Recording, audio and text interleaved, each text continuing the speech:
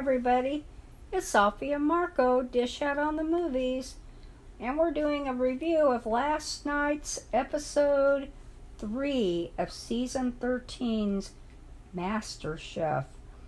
And we are still doing audition episodes because we are doing regional cooking this season. For the first episode was the Northeast.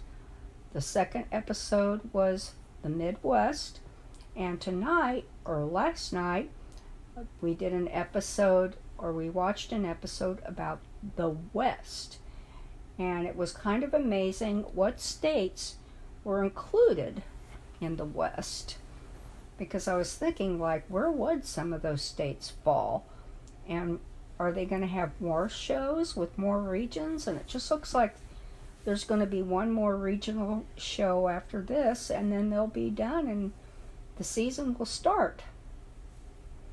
So, want to take it away, Marco?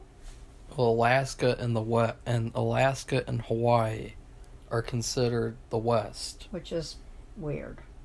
Very weird. I would think Alaska would be north, like the Great North. And Hawaii, I'm not really sure. I guess the West is appropriate. I don't know. It just seems weird to me. But well, I was surprised with the episode because, I said in the last one that I didn't think that anyone from the West would get anything or would get far in the show. But actually, pretty much almost all of them were surprisingly pretty good. And, it seems like, too, that, I wasn't expecting people from Hawaii and Alaska to be considered West. Oh. If I had known that, I might have not said what I said last week. So, Safi. Yes, and in fact, Alaska was the very first, the person from Alaska was the very first contestant to try out for the show. And I think she did a halibut dish. And I'm not a big fan of halibut. It's real thick fish. It's a white fish, and I don't care for it whenever... But apparently she made it so good that Joe was impressed. Yeah, well, you could tell the judges weren't really fans of halibut either. Yeah, I'm not a fan of halibut. And they weren't, and they all, the way they acted, they weren't expecting much. But I mean, this person was from Alaska. What do they eat in Alaska? Fish and other meat, different meats. But anyway, so she did a good job. She did an excellent job, and she had a complete meal, and it wasn't just a slab of fish on whatever. She had a whole array of things, and she did a good job, and she finished on time. Which we haven't talked about that because that has not been an issue for anybody. But apparently in this episode it was at least a little bit of an issue for one person. But she did everything right, and I think they all gave her, there were 4 judges, and one of the judges, they've had for each of these regional segments, they've had a visiting judge. And this was somebody who's known in California, been there for a long time, and unfortunately I'd never heard of her or seen her before. She was a little tiny woman, and she seemed very happy and congenial and accepting and fair-minded, and anyway, she was one of the judges. But I think they all 4 passed this, gave her an okay to get an apron. So she got an apron. So we start off the show with this positive meal, and then we get mixed results in between. So, well, the Hawaii girl, it was really funny with her because, we come up with these nicknames for people on the show, and we don't even have to do that with her because she changed her name into like a nickname, Madam Donut. And so, we don't even have to come up with a nickname for her because she already did our job for us. And what I thought was interesting about her was the fact that she said she specialized in donuts. And then she said, but I want to do something different. I want to try to do something different, Safi. Well, unlike other certain contestants from other previous years, I don't want to just do what I'm good at. I want to do something different. Expand my horizons. And she already admitted that she knew how to do other cooking, but she's known because she has a shop. She's known for making these donuts, and she does everything. Even makes the sprinkles. So she's a real expert. And so she changed her name to Madame Donut, which is really funny. She was very colorful. She had blue hair, and she had a real, like a flowery, colorful dress. Everything about her was different colors, and Hawaii and tropical paradise, and then I don't even remember what she made. She made something that they were familiar with, who were familiar with Hawaiian cooking, and she had made lots of different things. So she just didn't make one little thing, and it wasn't dessert either. This was a main dish with a salad. She is the only one of everybody of each region we've watched has had a little bit of trouble with the time, because they've showed it. When they're done, when the time is up, they throw their arms up in the air. Not supposed to be touching food anymore, and all of them have made it, but her. And she had made this pomegranate dressing to go with the salad that was with her main dish. And she was going to make dots again, which, truthfully, I hate dots.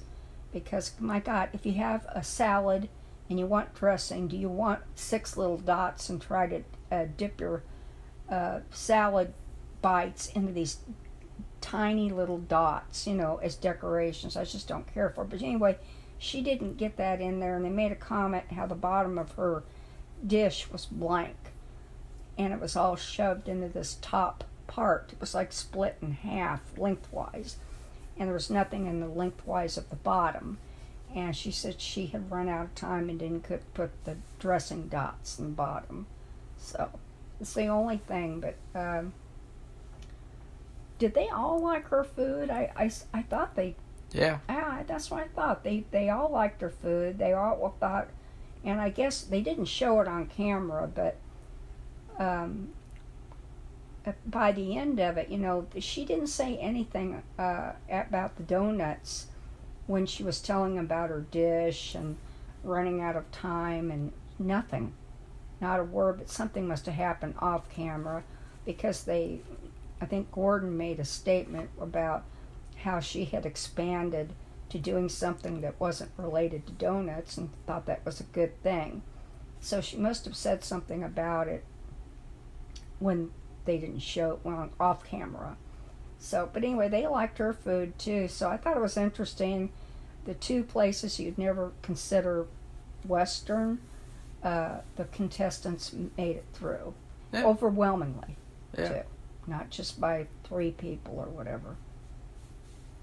Okay, well, Marco, do you want to talk about the Wyoming person, or... Well, there was another person you were particularly interested in. And there's this woman from Colorado. Denver, and Colorado. she lives on a school bus. They call it a schoolie. And she made elk with rainbow carrots, and she did the exact same thing the guy from the last episode did, where she put the full carrots on the plate. And They were smaller, though. I know that they might taste good, but I swear I don't understand why with either of these people the judges didn't say, why are you putting these full carrots on the plate? I don't like it either. It doesn't look good to me, and it looks like almost that they were too lazy to cut them up. Yeah. And I would think it'd be easier to eat the it dish. It looked like too. She said that she only has a camper stove. Which they showed it, and I've seen this before. And it looked like, like a meal that you'd eat at a campfire. Like you roast the carrots and you roast the meat and you'd eat that while you're telling stories about Sleepy Safi and how she's really terrifying. I mean, it looked like that. It looked like a camping meal. Well, I thought it was amazing that because this camp stove, it's just, I've seen this because I was interested in van life living, and a schoolie is different. This is a pair of women who have renovated a school bus into a home, and they showed the area where they cook, and it showed on camera what she usually cooks on. And so for this meal, she uses a camper stove on a regular basis to make these fancy meals, and here she is, she's coming into this kitchen, which is heavy duty ovens and stoves and all this other equipment, and she has access to it, and so she could transfer her skills to using these heavy duty nice equipment. I thought that was really unbelievable. She did they loved her food, and she made elk too, and they had said that elk was really difficult to cook, which I have no idea. I don't think I've ever had elk. We've been to Colorado a million times. I don't think I've ever had elk. So she did that. They all loved it, and I think they all were in favor of giving her an apron too. I don't think there was anybody who didn't like her. Yeah. But I thought it was interesting too. People from a schoolie. I've seen these. They're usually for big families. They have like 4 or 5 kids, and they have to have more space for them to sleep, store their things, and like when it's a terrible weather outside, to play inside. So they get these huge school buses and renovate them, and this is just a couple. And anyway, and they showed the schoolie and where she cooked, like we said. So I thought it was interesting. I'm glad she made it, and we'll see what happens, because it'll be challenging. So. And let's see, who else? Well, we have the taco person. Well, there was this guy. He was 18, and no, that's right. He was still in high school. It was really funny because he had these supportive parents, and it was funny, the contrast between him and then that guy from that one other season with the terrible parents who wouldn't show up and thought he was a terrible person for picking cooking or picking to be a chef, wanting to be a chef. That wasn't good enough. And so I thought that was pretty funny. And then also, he chose to make tacos, which was a big mistake. And I think at this point, if you go on Masterchef with Aaron there, you should just not make a taco. No. Because it's not going to work out. No, because he's picky. Because, they'll accept all these other little mistakes for all these other dishes. Mm-hmm. But then when it comes to tacos, like this guy, one of the criticisms was that the tortilla had too much oil. Yes. Which, they kind of showed that a little bit. And it did look too. But it's just funny how, they excuse these little mistakes for all these other dishes. And then you come to this taco and it's like, oh no. It's like they put tacos under a microscope. Yeah. But then they just look at everything else normally. Which is weird. Yeah, but he was really good about it, and he had tried, and I think he'll try again another time. Yeah. Because he has a lot of learning to do. If he really wants to do this kind of thing, cooking, being a chef, then he should go for it. But no, don't. That's the rule of the day, is if you're going to try out for Masterchef, don't do tacos. Yeah. And unless you're born Mexican and you know what you're doing. I think he even put watermelon on it or something. I don't know, oh, salsa, some kind of maybe watermelon salsa. Maybe. And it was uh-oh. Uh-oh. No. Don't do that. I don't remember where he was from. I can't remember either. A lot of them, like some of them will say where they're from, and then other ones I think they'll show it for a second and then they don't show it anymore. Yeah, he was a football player, apparently, a really good football player. And you could kind of tell. Yeah, 'cause he's a real big guy, and but he liked doing this. He would come home and cook. He loved it. And but no, some of them they didn't say where they were from. I would say, what did they say where that person was from? And I mean, I never heard it, and so it's like others, like straight out of the gate. I'm from Fairbanks, Alaska. It's in the middle of the state, and I'm from Hawaii and something. I think it was, I don't know which one it was, which island. But anyway, I'm from Hawaii. Of course, she looks like she's from Hawaii because of the way she's dressed and everything. And she looked Hawaiian too. But I mean, some of the others, a few of them, they didn't. I never heard it. I never heard them say, and I thought that was unfortunate. Even if they didn't pass, I wanted to hear where they were from. So. Okay. Well, who else to talk about? Well, because the woman who's in Wyoming who had moved from Washington State with her family to take over management of a hotel and a diner. Well, you go ahead and talk about her, since I guess you have some sort of infatuation with her too. I don't have any infatuation with anybody. She lives in Wyoming, and she had moved from Washington State. They had bought this restaurant and motel. They said it was a family affair. They have children, and they have to, clean all the rooms, and, that's a 24/7 job. And then they have this restaurant, and they don't have any grocery store nearby. So she said it was a very challenging experience to make anything because it's hard to get food, which, is a challenge. I don't know how she would. So she decided to make a dessert. Oh, and yeah. I think that was. Didn't she not get it? No. She didn't get it because what she had done is she made this chocolate cup, which was really good.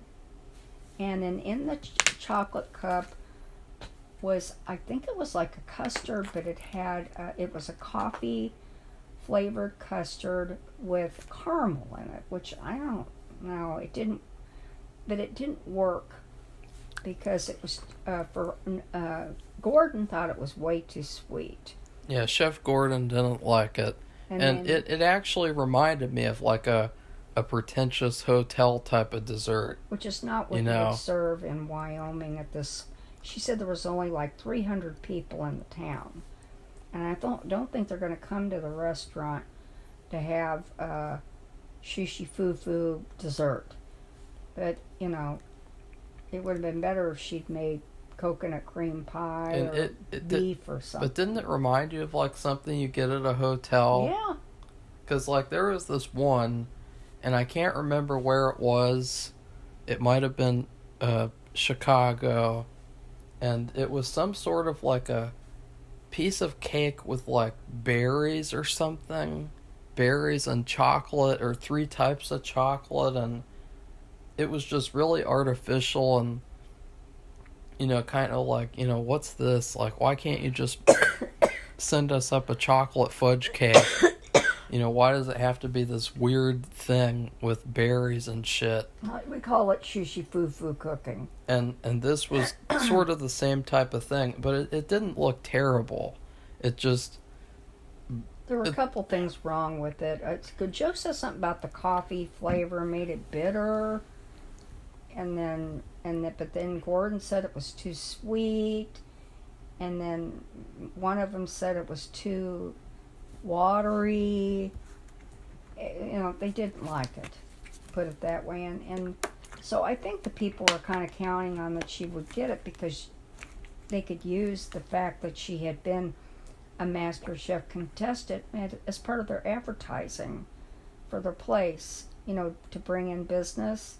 So I could understand how they would have wanted that for that reason, but they didn't pass her. They didn't like her dish.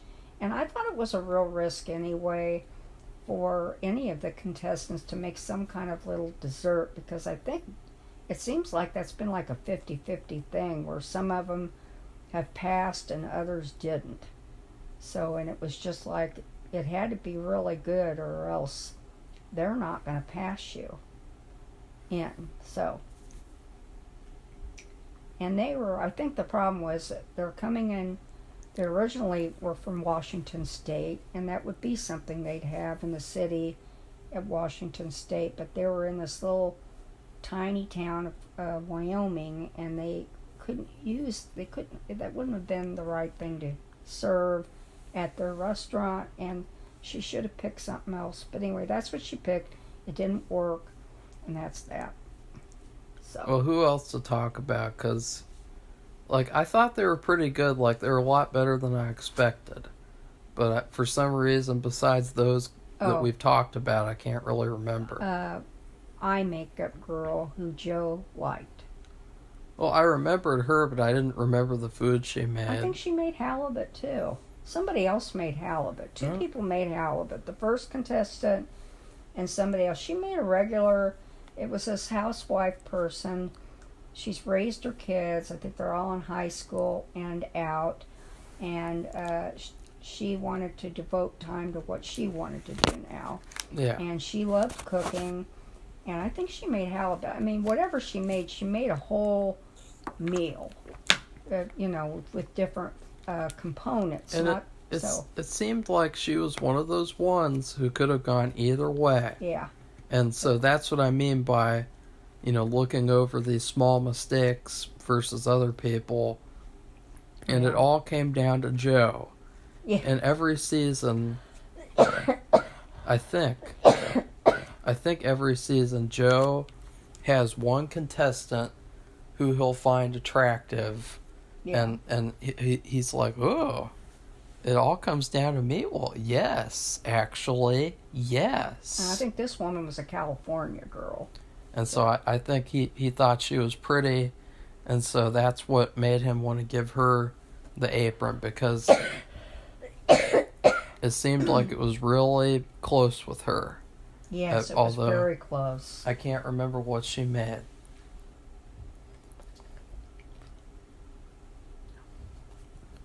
I think she made halibut. Well, what else, Safi? You talk. I don't know. I'm just trying to think. There was somebody from Oregon. There was a man from... I know. There was somebody from Utah. And I thought they made some kind of little thing. It was Utah on a plate. And I don't think it worked out. I don't remember. He had a family with him. There was somebody from Oregon. Oh, and the African American guy. God, what did he make? Oh, yeah. Oh, he made something that his mother had taught him. He made salmon patties. Oh, wait, no, crab cakes. Crab cakes, that's right. And those looked pretty good, and I was glad that he got in. He kind of seems like he'll be an under-the-radar contestant, because he's got a great character, but he just made this kind of simple dish this episode, and I think, it was simple but good. And just like Jerron from that other season, he'll be a Jerron. Probably. I don't know. Jerron is Jerron is Jerron. Well, like an under-the-radar contestant. Yeah. Because remember, they literally ignored Jerron, and he just slid by, because he was never terrible, and then he was never top 3 except a couple of times. He just slid under. Yeah, it's weird, because that's one thing, it drives me nuts in the show. They have these favorites, and they kind of promote them and hold their hands, and sometimes they'll make a horrendous mistake, like what's her name from last season. One time She made mistakes every episode, practically. Well, I remember once she made a terrible mistake, and they let it go.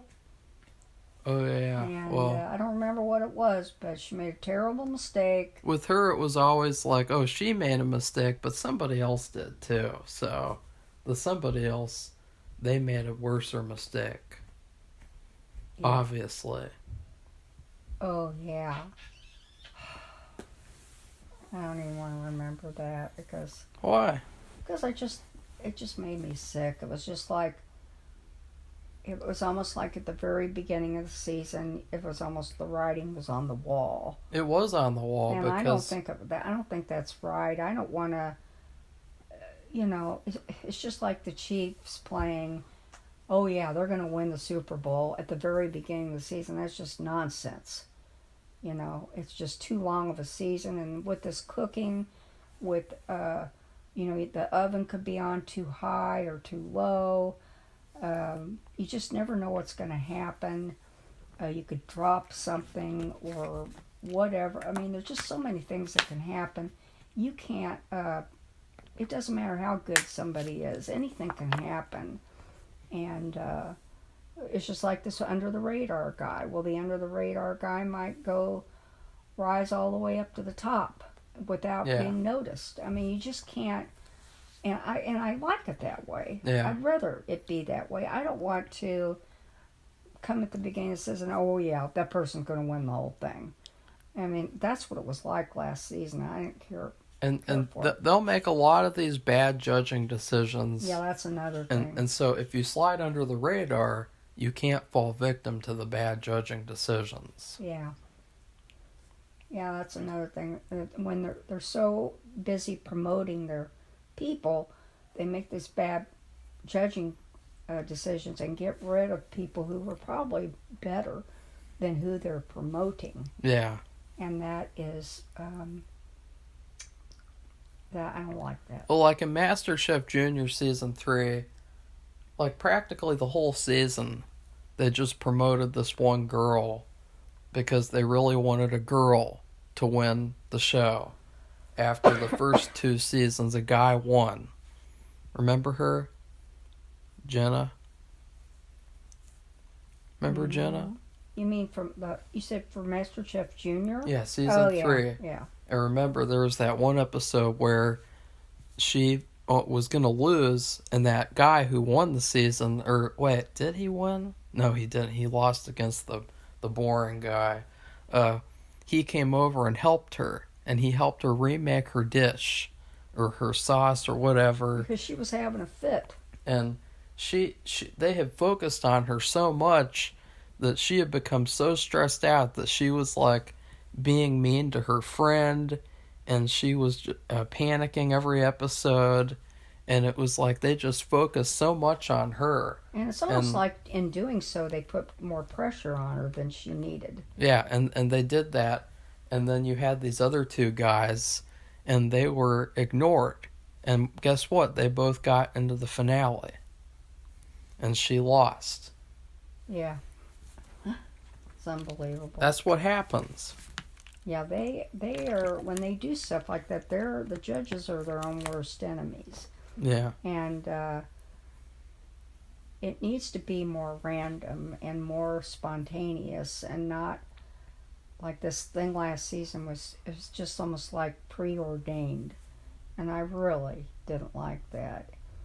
And when I found out that, what's her name, I just say the big D girl, won, I was just like, I was just so disappointed because it's just so disgusting.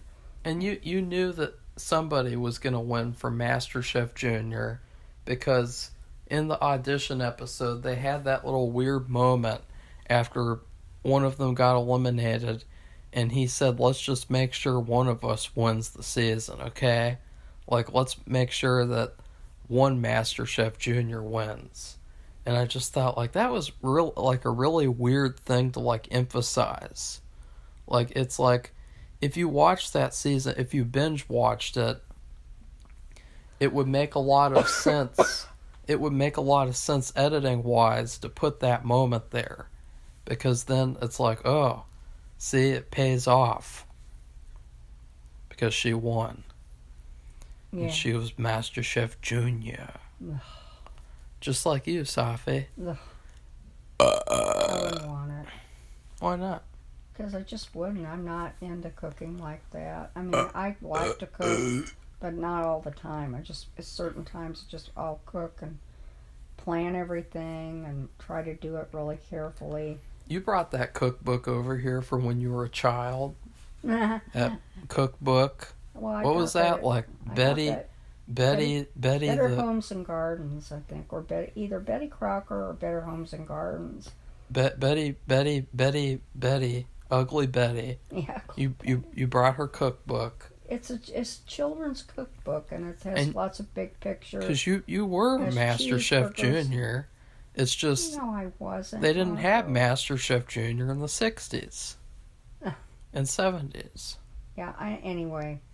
What if they did? Wouldn't that be funny if they did like a themed MasterChef show where like they dressed up like that era and then cooked food from the era. They made you cook food from the era. That would be good. I could think of all kinds of stuff they could make. Because they have, on YouTube, they have, I know there's this one, I haven't seen her in a while, but I haven't really looked at her channel, but she loves everything retro. She dresses, she wears old clothing, like from the 50s or whatever. I don't know how she really looks for it. And she wears her hair and everything. But she'll do different dishes. Like there's this thing, mayonnaise cake. It's chocolate cake. And then, there's other stuff that you could make from another girl I know. Remember, she made some kind of, it was a fruit or a salad dish that you would see. What do you mean, a Jell-O mold? I think so. And, that she made because she has this huge collection of vintage dishes. It would just be funny, like, to see like how the set would look too, because just imagine like they could decorate the whole set to look like the 60s, and then it would be really funny seeing Joe eating Jell-O molds because it's like, oh no, wouldn't want to eat that. That's real food. It's pedestrian food. Yeah, remember? That's a very favorite term they use. And the fact they used it last night. This is pedestrian. It's amateur. Yeah. And it's like, okay. Yeah. You know that it's good when they say, I could imagine this dish in my restaurant. Or yeah, Joe wanted to copy the first girl's halibut dish. Yeah. Which I was surprised by, and I think she might be another contender. Because, I mean, who likes halibut? Ugh. Not me. Why would you want to have halibut? Oh, it's God. So thick. That just reminded me. The salmon girl. The one with the salmon tattoo in her mouth. Oh, God. There was this one contestant, and oh, God. And she was infatuated with eating salmon. So you would think that it would have been really good, because she made salmon, of course, and you would think that would have been really perfect and good, and who knows what else. And it was totally the opposite. And she had, I thought that was a tattoo. Mm-hmm. Oh, God. She got a tattoo of the word salmon in her mouth because she says she always wants to have salmon in her mouth, literally and figuratively. And she was one of those people you could tell they brought her on to make fun of her. She was never going to get it. No. And what she made, I don't even remember what she did with it. Salmon. Yeah, I know what she made. Salmon. She made salmon. Oh, I know. They were like canapes or hors d'oeuvres. And they thought it was pedestrian. Well, it was too simple. And it was like this thing where you can't make, unless it's like perfect, you can't make some simple dish, little tiny dish, and serve this as your competing against these people who've made a home meal. And you think she eats it like that all the time? Like, you think she just made salmon the way she makes it at home? Well, I guess if she has a job or something and she comes home, she's tired, I suppose. But she's used to it. I mean, if she Yeah. eats salmon every day. Yeah, and Which- she said she ate so many pounds of salmon a week. 10 pounds? 8 to 10 pounds? It was some ungodly number, and they were like, kind of, like, speechless. That's kind of scary. It was weird. It's almost like she's the reincarnation of a bear Nah, or something. yeah. Those Maybe- bears they show on tape Maybe she is. eating salmon. You know, they're at where the salmon are running, and these bears at these parks stand over by these falls. They'll even go on top of the falls. They're short falls. They're not really tall ones. And they'll go at the bottom or they'll be at the top. And it's as the salmon are trying to jump over the falls, they grab. You see these bears grab the salmon. It's really cool. What are those, the boomer videos you watch? I haven't seen one of those in a long time. They're park videos. They're It's- actually live footage of bears catching salmon and eating them. It's too bad she won't make it through, because I thought of the perfect nickname for her. What's that? Fish mouth? The the pedestrian bear. Because that doesn't even make any sense. But that's what she is, I guess. She's a pedestrian bear. Well, I thought she's a fish mouth. Might be. I I mean, that's kind of gross, Safi. I mean, she grossed ew. them out too, because when they found out she had that tattoo in her mouth, and then she showed them, and they were kind of like grossed out, don't you think? And they were, ugh. Yeah, it was like that Black Panther where everyone who's a part of the family had the tattoo in their mouth. Ugh. Ugh. Safi, you get a tattoo in your mouth No, I wouldn't. Oh, God, thought of that makes me want to erp. saying, who's that person you're obsessed with, Kathleen Turner? Oh, God. You kept talking about, put Kathleen Turner in your mouth. Gross. Woman's. She's a good actress, though. There's no, you can't go against her acting. It's really good. Well, I give this episode an A-. Yeah, me too. I thought it was way better than the other audition episodes, and it was. Why is that? But Just because of the contestants. it felt they like the picked. contestants were better. The food was better. It felt more like, see, these are people I'd like to see compete, rather than the other two episodes where people made very simple dishes that looked like homemade dishes, like Springfield chicken, Oh, God. which you looked up. And that's a real thing. I've never heard of it in my life. And that is a real thing. In fact, they had somebody, when was it I saw? Somebody commented on that, and they said, my husband, the person wasn't from Springfield or Missouri, I suppose. And they said, my husband grew up in Springfield, and he had Springfield chicken. And I had to learn how to make it. It took me a long time. And basically, if you look it up on Pinterest, it's really, they'll put Springfield in parentheses, and they'll put cashew chicken. It's a Chinese dish, which I eat all the time. Cashew chicken. That's my favorite. It's always been my Safi, favorite it's dish. Springfield chicken. I have never heard of that in my life. It's like, what if every city just had a weird dish where they pretended like they created it, like, let's see, Oregon Oreos. Like, oh, Oregon invented the Oreo, right? That'd probably be fish. Oregon. California cheese. Wisconsin, Well, they're cheese. They're cheese. No. They're cheese and beer. How about Wisconsin, tater tots? Nah. Like, just every place in the whole country has, like, some weird dish. Like, what would it be for the city that we're in? You don't have to say the city I name, don't but know. what would be, like, the weird food that, like, they would say that they created. Well, no, just for the state of Ohio. I think for this area, I won't say what it is since Marco doesn't want me to, but it's soup. We're supposed to be like the soup capital of the world, which more people buy soup here than anywhere else. I've seen this written down many times about some reason this is a big soup area. Now you're just making it sound like No, I've read this. some giant homeless people soup kitchen. No, it's just that they buy Safi, more soup than anybody else. You're obsessed with soup. And it's funny because I don't know if Marco wants to say he ate some soup recently because it's the kind of soup that you have if you want to eat quickly, like a cup of it, and that can be different kinds.